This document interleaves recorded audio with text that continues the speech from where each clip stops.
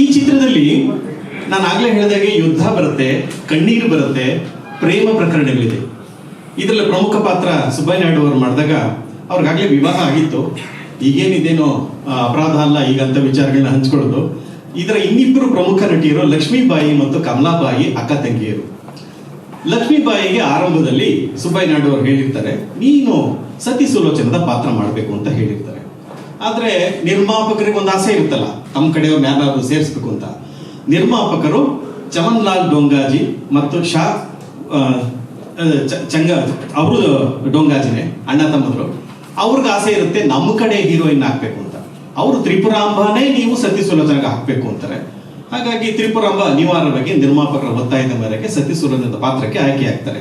ಆದ್ರೆ ಲಕ್ಷ್ಮೀಬಾಯಿಯವ್ರನ್ನ ಬಿಡಕ್ಕಾಗಲ್ವಲ್ಲ. ಆಗ ನಾಗೇಂದ್ರ ಹೇಳ್ತಾರೆ, ನೀವು ಹೋಗಿ ಲಕ್ಷ್ಮೀಬಾಯಿಯವ್ರನ್ನ ಒಪ್ಸಿ ಮಂಡೋದರಿ ಪಾತ್ರಕ್ಕೆ ಒಪ್ಸಿ ಅಂತ. ಈಗ ಇದ್ದಂತ ಸುಬೇದಾರ್ ಛತ್ರಂ ರಸ್ತೆ ಈಗಿದ್ದಾಗ ಆಗ ಇರಲಿಲ್ಲ. ಅಲ್ಲಿ ಒಂದು ಮನೆ ಇರುತ್ತೆ, ಮನೆ ಮುಂದೆ ಮಲ್ಲಿಗೆಯ ಬಳ್ಳಿಯನ್ನ ಹರಿಸಿರ್ತಾರೆ. ಸುಬ್ಬಯ್ಯ ನಾಯ್ಡು ಅವರು ನಡ್ಕೊಂಡು ಹೋಗ್ತಾರೆ. ನಾಟಕದಲ್ಲಿ ಪ್ರಖ್ಯಾತರಾಗಿರ್ತಾರೆ ಸುಬ್ಬಯ್ಯ ನಾಯ್ಡು ಅವರು. ನಡ್ಕೊಂಡು ಹೋಗ್ತಾರೆ. ಇವ್ರಿಗೆ ಮನೆ ಯಾವುದು ಅಂತ ಗೊತ್ತಿರಲ್ಲ. ಮಲ್ಲಿಗೆ ಬಳ್ಳಿ ಇರುವಂತ ಮನೆ ಲಕ್ಷ್ಮೀಬಾಯಿ ಮನೆ ಅಂತ ಹೇಳಿರ್ತಾರೆ. ಇವ್ರಿಗೆ ವಾಸನೆಯ ಮೂಲಕ ಮಲ್ಲಿಗೆ ಬಳ್ಳಿ ಹತ್ರ ಹೋಗ್ತಾರೆ. ನೋಡಿ, ಒಂದು ಸಂಜೆ ಮಲ್ಲಿಗೆ ಬಳ್ಳಿಯಲ್ಲಿ ಲಕ್ಷ್ಮೀಬಾಯಿಯವರು ಮಲ್ಲಿಗೆ ಹೂವನ್ನ ಬಿಡಿಸ್ತಾ ಇರ್ತಾರೆ. ಇವ್ರು ಹೋಗಿ ನೋಡ್ತಾರೆ, ಎಷ್ಟು ಸುಂದರವಾದ ಹುಡುಗಿ ಮಲ್ಲಿಗೆ ಹೂವನ್ನ ಬಿಡಿಸ್ತಾ ಇದ್ರಲ್ಲ. ಹೋಗಿ ಇವ್ರು ನೋಡ್ತಾರೆ, ಇವ್ರು ನೋಡ್ತಾರೆ, ಅವ್ರು ನೋಡ್ತಾರೆ. ಪ್ರೇಮ ಶುರುವಾಗಿದೆ. ಇದು ಮೊದಲ ಪ್ರೇಮ ಪ್ರಕರಣ. ಕಣ್ಣಲ್ಲಾಗಲೇ ಪ್ರೇಮ ಶುರುವಾಗಿದೆ. ಇವರು ನೋಡಿ, ನೀವು ಸುಬ್ಬಯ್ಯ ನಾಯ್ಡು ಅವರಲ್ವಾ ಅಂತ ಲಕ್ಷ್ಮೀಬಾಯಿ ಕೇಳಿದ್ರಂತೆ. ಹೌದು, ನಾನು ಸುಬ್ಬಯ್ಯ ನಾಯ್ಡು. ನೀವು? ನಾನೇ ಲಕ್ಷ್ಮೀಬಾಯಿ ಅಂದ್ರಂತೆ. ನೀವು ನನ್ನ ಸಿನಿಮಾದಲ್ಲಿ ಪಾತ್ರ ಮಾಡಬೇಕು ಅಂದ್ರಂತೆ. ಅಯ್ಯೋ, ನನಗೆ ಗೊತ್ತಿಲ್ಲ, ನಮ್ಮ ಅಣ್ಣ ಒಳಗಿದ್ದಾರೆ, ನಾನು ನೀವು ಮಾತಾಡೋದು ನಾವು ಕೇಳಿಸ್ಕೋಬಾರ್ದು, ನೀವು ಒಳಗೆ ಬಂದು ವ್ಯವಹಾರ ಮಾತಾಡಿ ಆಮೇಲೆ ನೋಡೋಣ ಅಂದ್ರಂತೆ. ಆಮೇಲೆ ಒಳಗೋದ್ರು, ಅವರಿಬ್ರು ಮಾತಾಡಿದ್ರು. ಲಕ್ಷ್ಮೀಬಾಯಿ ಅವರು ಮಂಡೋದರಿಗೆ ಒಪ್ಕೊಂಡ್ರು. ಅವ್ರ ತಂಗಿ ಕಮಲಾಬಾಯಿ, ಅಕ್ಕ ತಂಗಿ ಇಬ್ಬರಿಗೂ ರೋಲ್ ಕೊಡ್ಬೇಕಲ್ಲ. ಆಮೇಲೆ ಕಮಲಾಬಾಯಿಗೂ ಒಂದು ರೋಲ್ ಅಂತ ಹೇಳಿದಂತೆ, ಯಾವ ರೋಲ್ ಅಂತ ಹೇಳಿರ್ಲಿವಂತೆ ನಿರ್ದೇಶಕರು. ಆಮೇಲೆ ನೋಡೋಣ ಅಂತ ಕೊಲ್ಲಾಪುರದಲ್ಲಿ ಶೂಟಿಂಗು, ರೈಲಲ್ಲಿಂದ ಹೊರಡುತ್ತೆ ಇಡೀ ತಂಡ. ಮಧ್ಯೆ ಹೋಗೋದಕ್ಕೆ ಆಗ ಕಲ್ಲಿದ್ದಿಲ್ಲ ರೈಲು. ನೀವು ಎಷ್ಟು ಜನ ಪ್ರಯಾಣ ಮಾಡಿದ್ರೆ ನಿಮ್ಗೆ ಗೊತ್ತಿರುತ್ತೆ. ಕಲ್ಲಿದ್ದಿನ ಸಣ್ಣ ಸಣ್ಣ ಕಿಡಿಗಳು ಹಿಂದೆ ಕೂತಿರೋ ಪ್ರಯಾಣಿಕರಿಗೆ ಕಿಟಕಿ ಪಕ್ಕ ಕೂತಿದ್ರೆ ಕಣ್ಣಿಗೆ ಬೀಳ್ತಾ ಇರುತ್ತೆ. ಕಣ್ಣಿಗೆ ಬಿದ್ದು ಕಮಲಾಬಾಯಿ ಕಣ್ಣು ಪೂರ್ತಿ ಕೆಂಪಗಾಗಿತ್ತಂತೆ. ಕೆಂಪಗಾಗಿ ಅವರು ಕಣ್ಣಲ್ಲಿ ದಳದಳ ಅಂತ ನೀರು ಹರಿತಾ ಇತ್ತಂತೆ. ಎದುರುಗಡೆ ನಮ್ಮ ನಾಗೇಂದ್ರ ಯಾರು ಕೂತಿದ್ರು. ಇವರು ತಮ್ಮ ಕರ್ಚೀಫನ್ನು ತೆಗೆದು ಅವರಿಗೆ ಕೊಟ್ಟರಂತೆ. ಕರ್ಚೀಫಲ್ಲಿ ಕಣ್ಣು ಉರಿಸ್ಕೊಂಡ್ರಂತೆ. ಪ್ರೇಮ ಶುರುವಾಯಿತು. ಬರೀ ಕರ್ಚೀಫ್ ಕೊಟ್ಟದ್ದು ಅಷ್ಟೇ ಅಲ್ಲ, ತಂಪು ಕನ್ನಡಕವನ್ನ ಕಮಲಾಬಾಯಿ ಕೊಡಿಸಿದ್ರಂತೆ. ಅದು ತಾಳಿ ಹಾಗೇನೆ ಅವರಿಬ್ಬರು ಗಂಡ ಹೆಂಡತಿ ತರ ನಂತರ ಬದುಕಿದ್ರು. ಯಾರು? ನಾಗೇಂದ್ರ ರಾಯರು, ಕಮಲಾಬಾಯಿ. ಈ ಎರಡು ಪ್ರೇಮ ಪ್ರಕರಣ ಕೂಡ ನಮ್ಮ ಸಿನಿಮಾದಲ್ಲಿದೆ. ಹಾಗಾಗಿ ಇದ್ರ ವಿಶೇಷ ಏನು ಅಂತಂದ್ರೆ, ಸುಬ್ಬಯ್ಯ ನಾಯ್ಡು ತರ ನಮ್ಮ ಸೃಜನ್ ಕಾಣಿಸಲ್ವಾ? ಬನ್ನಿ ಸೃಜನ್, ಕಾಣಿಸ್ತಾರ ಇಲ್ವೋ? ರಕ್ತದಲ್ಲೂ ಸುಬ್ಬಯ್ಯ ನಾಯ್ಡು ರಕ್ತ ಇದೆ. ಮೀಸೆ ಚಿತ್ರೀಕರಣ ಸಂದರ್ಭದಲ್ಲಿ ಮಾಡ್ತಾರೆ. ಹಾಗಾಗಿ ನಾನು ಇವ್ರನ್ನ ಅಂದ್ಕೊಂಡೆ, ಬೇರೆ ಯಾರು ಎಲ್ಲ ಸುಬ್ಬಯ್ಯ ನಾಯ್ಡು ಪಾತ್ರವನ್ನ ನೀವೇ ಮಾಡಬೇಕು ಅಂತ. ಈ ಚಿತ್ರದಲ್ಲಿ ಇಂದ್ರಜಿತ್ ಪಾತ್ರವನ್ನ, ಮೊದಲ ನಾಯಕ ನಟ ಮಾಡಿದ ಪಾತ್ರವನ್ನ ಸೃಜನ್ ಮಾಡ್ತಾ ಇದ್ದಾರೆ. ಇನ್ನು ಉಳಿದ ಪಾತ್ರಗಳ ಆಯ್ಕೆ ಆಗ್ಬೇಕಾಗಿದೆ. ಆದ್ರೆ ಇಂಥ ಒಂದು ಪ್ರಯತ್ನಗಳ ಹಿಂದೆ ಎಂತ ಶ್ರಮ ಇರುತ್ತೆ. ಯಾಕೆ ನಾವು ದಾಖಲೆಗಳಲ್ಲಿ ಭಾರತೀಯರು ಹಿಂದೆ ಉಳಿತೀವಿ ಅನ್ನೋದು ನನಗೆ ಯಾವಾಗಲೂ ಆಶ್ಚರ್ಯ. ನಾಯರ್ ಅಂತ ಒಬ್ಬರಿದ್ರು ಕೇರಳದಲ್ಲಿ. ಅವರು ಸಂಗ್ರಹಿಸದೇ ಇದ್ರೆ ಈಗ ನಮ್ಮ ಹತ್ರ ಇರುವಂತ ಸಂಗ್ರಹ ಕೂಡ ಇರ್ತಿಲ್ಲ.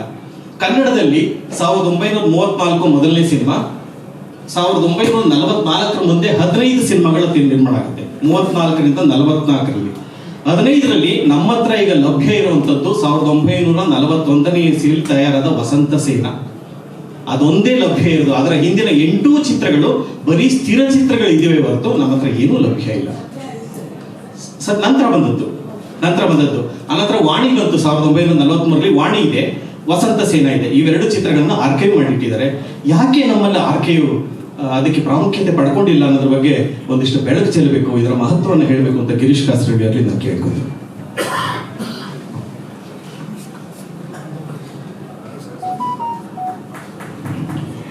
ಎಲ್ರಿಗೂ ನಮಸ್ಕಾರ. ಮೊದಲನೇದಾಗಿ ಇಂಥ ದೊಡ್ಡ ಸಾಹಸ ಕೈ ಹಾಕಿದಂಥ ಶೇಷಾದ್ರಿ ಹಾಗೂ ಸೃಜನ್ ಅವರಿಗೆ ಅಭಿನಂದನೆಗಳನ್ನು ಹೇಳ್ತೇನೆ. ನನಗಂತೂ ಈ ಯೋಜನೆ ಕೇಳಿ ಬಹಳ ಎಕ್ಸೈಟ್ ಆದ. ಯಾಕೆಂತಂದ್ರೆ ಕನ್ನಡ ಚಿತ್ರರಂಗ ಕಂಡಂಥ ಇಬ್ಬರು ಅದ್ವಿತೀಯರು ಇಲ್ಲಿ ಇದ್ದರು. ಇಬ್ಬರು ನಾಗೇಂದ್ರ ಇವರು, ಇನ್ನೊಬ್ರು ಸುಬ್ಬಯ್ಯ ನಾಯ್ಡು.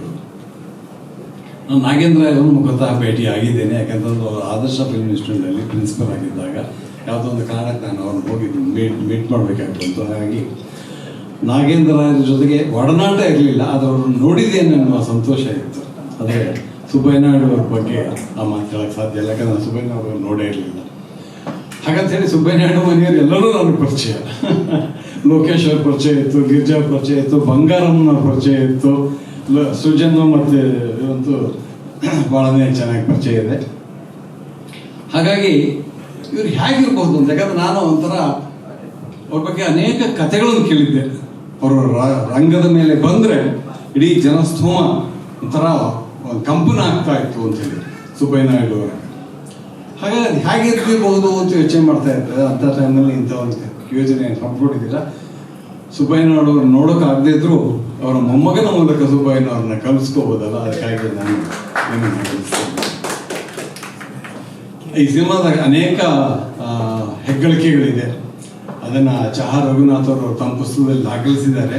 ಅದ್ರ ಒಂದನ್ನು ನನಗೆ ಬಹಳ ಮುಖ್ಯ ಅನ್ನಿಸ್ತು. ನೀವು ಹೇಳಿದ್ರಲ್ಲ 2-3 ಚೆನ್ನಾಗಿದೆ, ಅದ್ರ ಒಂದು ಬಹಳ ಮುಖ್ಯ ಏನದು ಅಂತಂದರೆ ಅವ್ರು ಹೇಳ್ತಾರೆ ಕನ್ನಡದ ಅಸ್ಮಿತೆಯನ್ನು ಕಂಡುಕೊಳ್ಳೋದಕ್ಕಾಗಿ ಈ ಸಿನಿಮಾ ಮಾಡಿದ್ರು ಅಂತ.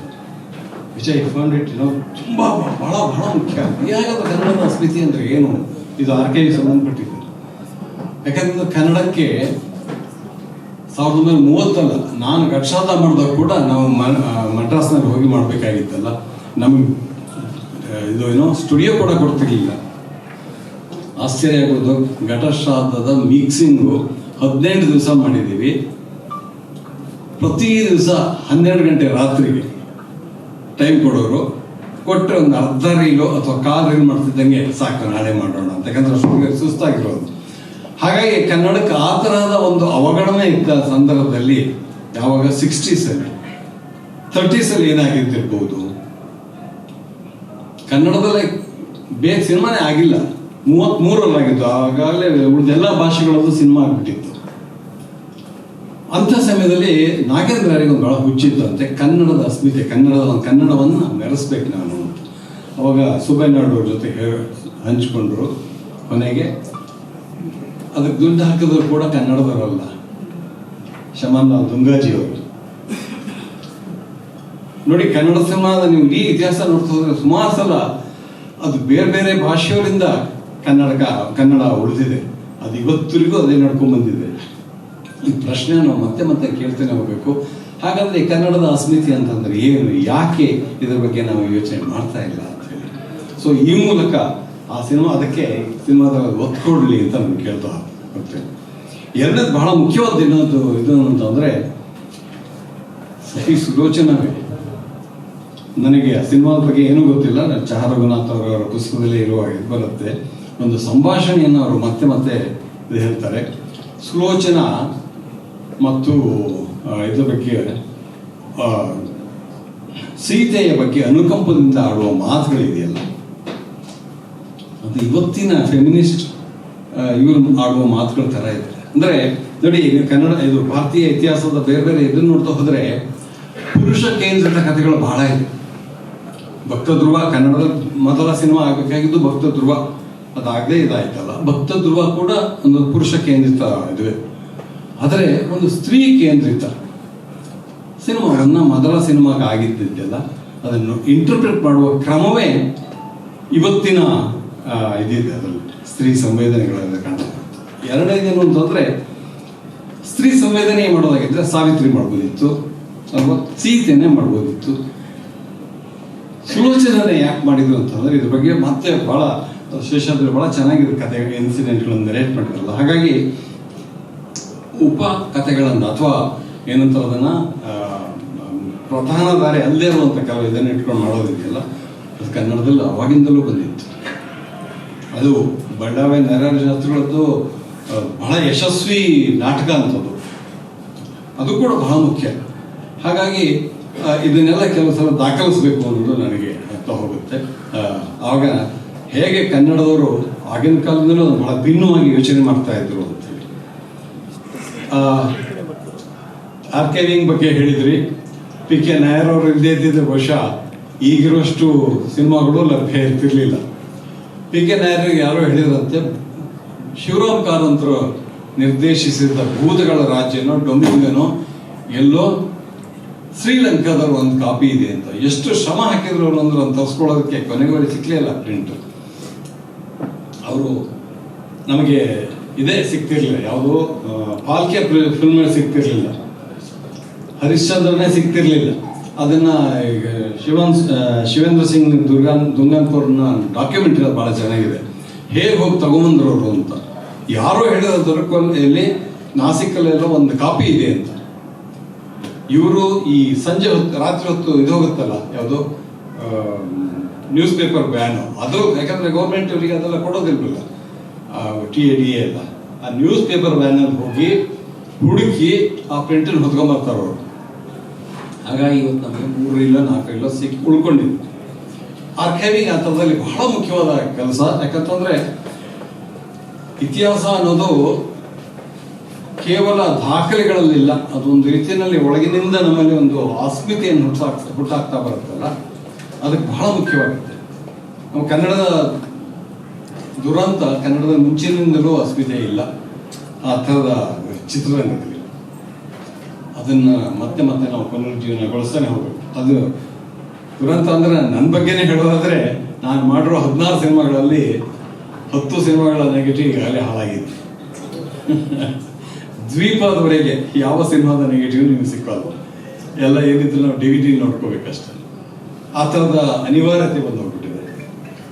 ನಾನೇ ಯಾವುದೊಂದು ಕಮಿಟಿಲಿದ್ದೆ, ಸುಮಾರು ಯಶಸ್ವಿ ಸಿನಿಮಾಗಳು ಮತ್ತು ಪ್ರಶಸ್ತಿ ವಿಜೇತ ಸಿನಿಮಾಗಳದ್ದು ಒಂದು 60-70 ಸಿನಿಮಾಗಳ ಪಟ್ಟಿ ಮಾಡಿ, ಕೇವಲ ಪ್ರಶಸ್ತಿ ವಿಜೇತ ಅಲ್ಲ, ನಾವು ಕಾರಣಗಳನ್ನು ಕೊಟ್ಟಿದ್ವಿ. ಇದು ಈ ಕಾರಣಕ್ಕಾಗಿ, ಇದೊಂದು ಕಾದಂಬರಿ ಆಧಾರಿತ ಚಿತ್ರ, ಆ ಕಾದಂಬರಿ ಬಹಳ ಮುಖ್ಯ, ಇದು ಯಶಸ್ವಿ ಚಿತ್ರ, ಇದು 100 ದಿವಸ ಓಡಿದೆ, ಇದು 75 ವಾರ ಓಡಿದೆ, ಇದು ಈ ಥರದ ಪ್ರಶಸ್ತಿ ಬಂದಿದೆ, ಇದು ಈ ನಟರ ಮೊದಲ ಚಿತ್ರ, 70 ಆಗಿತ್ತು, ಅದು ಅಪ್ರೂವಲ್ ಕೂಡ ಆಗಿತ್ತು. ಅಷ್ಟರೊಳಗೆ ಸರ್ಕಾರ ಅನ್ಫಾರ್ಚುನೇಟ್ಲಿ ನ್ಯಾಷನಲ್ ಫಿಲ್ಮ್ ಇದು ಆರ್ಕೈವ್ಸ್ ಅದನ್ನು ಮುಚ್ಚಿದ್ದಲ್ಲ, ಅದನ್ನು NFDC ಹ್ಯಾಂಡ್ ಓವರ್ ಮಾಡಿದ್ದಾರೆ. ಈ NFDC ಎಲ್ಲವನ್ನೂ ಕೇಳಿ ಅದೊಂದು ಕಾರ್ಪೊರೇಷನ್, ಗೌರ್ಮೆಂಟ್ ಬಾಡಿ ಅಲ್ಲ, ಅವ್ರಿಗೆಲ್ಲದಕ್ಕೂ ಅದರಿಂದ ಎಷ್ಟು ದುಡ್ಡು ಬರುತ್ತೆ ಅಂತ ಕೇಳೋದು. ನಾವು ಹೇಗೆ ಒಬ್ಬ ವ್ಯಾಪಾರಿ ಹತ್ರ ಹೋದಾಗ ಅದರಿಂದ ಏನು ಲಾಭ ಬರುತ್ತೆ ಅಂತ ಕೇಳ್ತಾನೋ, ಆ ಮಾತನ್ನು ಒಂದು ಸರ್ಕಾರಿ ಸಂಸ್ಥೆ ಕೇಳಿದರೆ ಆರ್ಕೈವಿಂಗ್ ಸ್ಥಿತಿ ಏನಾಗಬೇಕು ಅಂತ. ಸೊ ಇವತ್ತು ಅವ್ರು ಆರ್ಕೈವ್ ಮಾಡಬೇಕಾದ್ರೆ ಅನ್ಫಾರ್ಚುನೇಟ್ಲಿ ಆ ಸರ್ಕಾರ ಇದು NFA ಮಾಡ್ತಿದ್ದಾಗೂ ಕೂಡ ಆರ್ಕೈವಿಂಗ್ ಅಂತಂದ್ರೆ ಅವರು ಹಿಂದಿ ಸಿನಿಮಾಗಳ ಆರ್ಕೈವಿಂಗ್ ನಿರ್ಮಾಪಕರಿಗೆ, ಕನ್ನಡ ನಿರ್ದೇಶಕರಿಗೆ, ಕನ್ನಡ ತಂತ್ರಜ್ಞರಿಗೆ ಆಹ್ವಾನ ಕೂಡ ಹೋಗಿಲ್ಲ ಅನ್ನೋದು ದೊಡ್ಡ ಸುದ್ದಿ. ಆದರೆ ಫಾರಿನ್ ಡೆಲಿಗೇಟ್ಸಿಗೆಲ್ಲ ಆಹ್ವಾನ ಹೋಗಿದೆ. ಅದು ನಮ್ಮ ಆರ್ಕೈವ್ ಬಗ್ಗೆ ಅಥವಾ ನಮ್ಮ ಕನ್ನಡ ಸಿನಿಮಾದ ಬಗ್ಗೆ ಯಾವ ರೀತಿಯ ಅಭಿಮಾನವನ್ನು ನಮ್ಮವ್ರು ಇಟ್ಕೊಂಡಿದ್ದಾರೆ ಅನ್ನೋದು ಹೇಳುತ್ತೆ. ನಾಳೆ ನನ್ನ ಫಿಲ್ಮ್ ಇದೆ, ಅದು ನಾನು ಎಲ್ಲಿವರೆಗೆ ಇನ್ವಿಟೇಷನ್ ಬಂದಿಲ್ಲ, ನನ್ನನ್ನು ಕರೆದೂ ಇಲ್ಲ, ಹಾಗಾಗಿ ನಾನು ಹೋಗ್ತಾನೂ ಇಲ್ಲ. ಅಂಥ ಒಂದು ಸಂದರ್ಭದಲ್ಲಿ ಈ ಸಿನಿಮಾ ಆಗ್ತಾ ಇದೆ. ಇದು ಕೇವಲ ಇತಿಹಾಸದ ಪುನರ್ನಿರ್ಮಾಣ ಆಗೋದಿಲ್ಲ ಅನ್ನೋ ನಂಬಿಕೆ ನನಗಿದೆ. ಅದು ನಮ್ಮ ಹಾಗೆ ಹೇಳಿದ ಹಾಗೆ ಅಸ್ಮಿತೆಯ ಯಾಕೆ ಮುಖ್ಯ ಅನ್ನೋದನ್ನ ಹೇಳುವಂಥ ಸಿನಿಮಾ ಆಗುತ್ತೆ, ಆಗಲಿ ಅಂತೇಳಿ ನಿಮ್ಮಿಬ್ಬರಿಗೂ ಇಂಥ ಒಂದು ಸಾಹಸವನ್ನು ಮಾಡ್ತಿರೋದಕ್ಕೆ ಅಭಿನಂದನೆಗಳನ್ನು ಹೇಳ್ತೇನೆ. ನಮಸ್ಕಾರ.